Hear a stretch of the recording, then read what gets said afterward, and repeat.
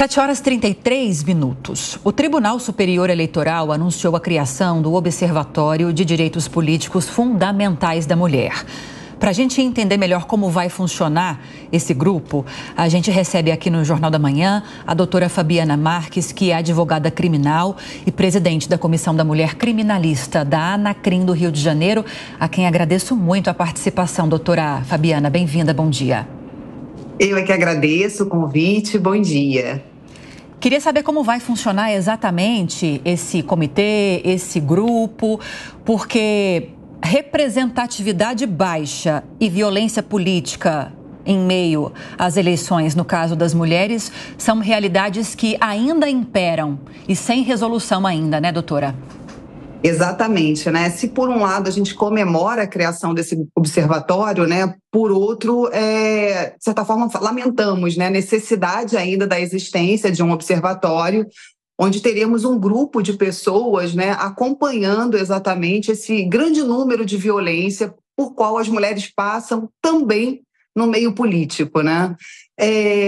Então é muito importante essa iniciativa, né, da presidente hoje do TSE, a nossa ministra Carmen Lúcia, é fundamental, porque de fato as mulheres sofrem muita violência, não só após serem eleitas, né, durante o curso do seu mandato, mas também anteriormente, né? Nós sabemos que hoje existe, né, um mínimo necessário de 30% de mulheres para que elas possam se candidatar dentro de cada partido. Então, há essa cota a ser preenchida. E, mais uma vez, a importância dessa lei dos 30%, mas também o como é lamentável a necessidade de uma lei que impõe um percentual mínimo de mulheres para se candidatar, porque senão isso não aconteceria.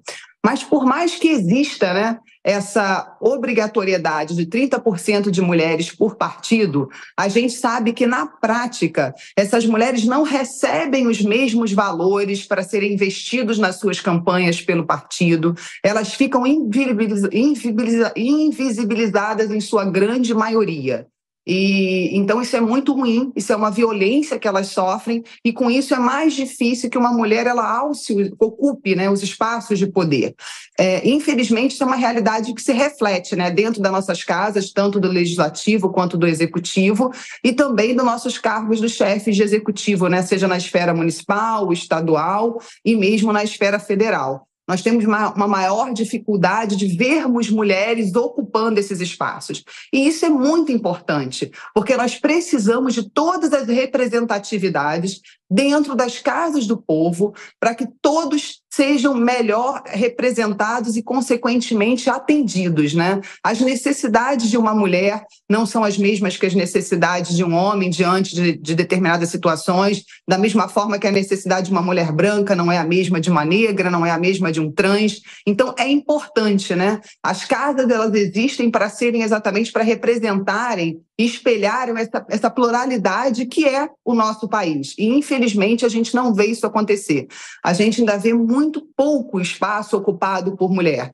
Quando a gente olha para os quadros de deputado estadual, em especial deputado federal, quanto mais você afunila e sobe na pirâmide, menos você vê a presença de mulheres ainda nos espaços de poder. E nós, mulheres, temos, além dessa dificuldade maior de chegar e ocupar o espaço, ainda sofremos muito mais violência, né? Psicológica. A gente, infelizmente, acontece isso dioturnamente, vê isso anunciado o tempo todo, né? A maneira como uma mulher candidata é tratada é diferente da maneira, infelizmente, que um homem candidato é tratado. As ofensas dirigidas, mesmo ali durante, né, o curso da eleição, da campanha, ela é diferente. A ofensa voltada para a mulher é sempre uma ofensa mais voltada para a sua qualidade exatamente enquanto mulher, que é aquilo que a gente fala até quando dos crimes de violência sexual, psicológica. Então, enquanto mulher, ela sofre aquele tipo de violência. E isso, infelizmente, também acontece na política. Então, que bom que temos esse observatório agora, vamos acompanhar o trabalho, né, uma criação recente, mas que visa exatamente acompanhar, estar mais atento e tentar combater esse tipo de violência, não só durante as campanhas, mas também no curso, né, de todo o processo e após a campanha, durante um mandato dessas mulheres que seguem a se eleger. Doutora Fabiana, a portaria que criou esse observatório considera a participação política feminina um direito fundamental que deve ser promovido e incentivado pela Justiça Eleitoral.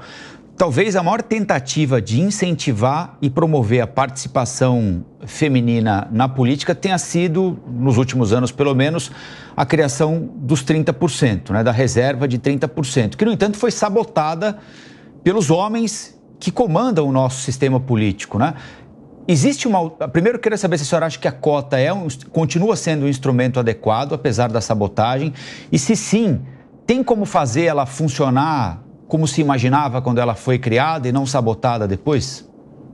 Porque o que acontece? Eu acho que ela, sim, primeira resposta, tem que continuar existindo, é um primeiro caminho. Agora, o que nós precisamos é que ela seja aperfeiçoada. Porque o que aconteceu? Se criou essa necessidade, essa exigência de que cada partido tivesse minimamente 30% de mulheres no seu quadro.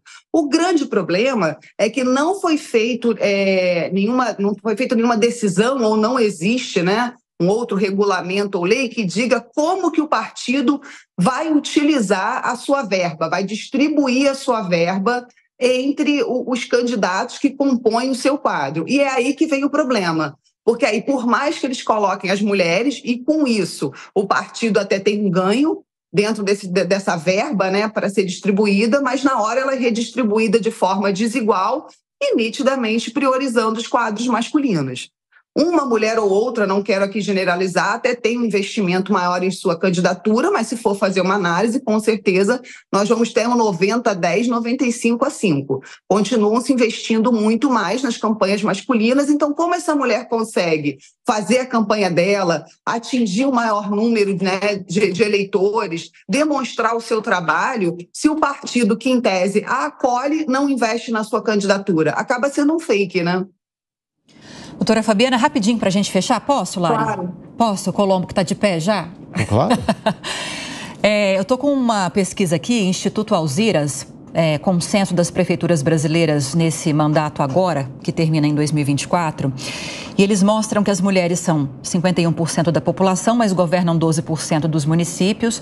As negras são 28% da população, mas governam 4% dos municípios. Além dessas medidas que são adotadas, como cotas, estávamos falando sobre isso, as medidas educativas para uma mudança estrutural da sociedade estão avançando? Elas vêm avançando, mas a gente precisa avançar muito mais, Foi até interessante você tocar nesse ponto, porque eu tinha pensado, se nós representamos uma média de 52% da população brasileira, o que está acontecendo, Por que mulheres não votam em mulheres? Nós precisamos repensar isso. É lógico que quando uma campanha não é ampla, não atinge a população como um todo, talvez uma mulher não vote em outra mulher por não tomar conhecimento da existência da campanha dela.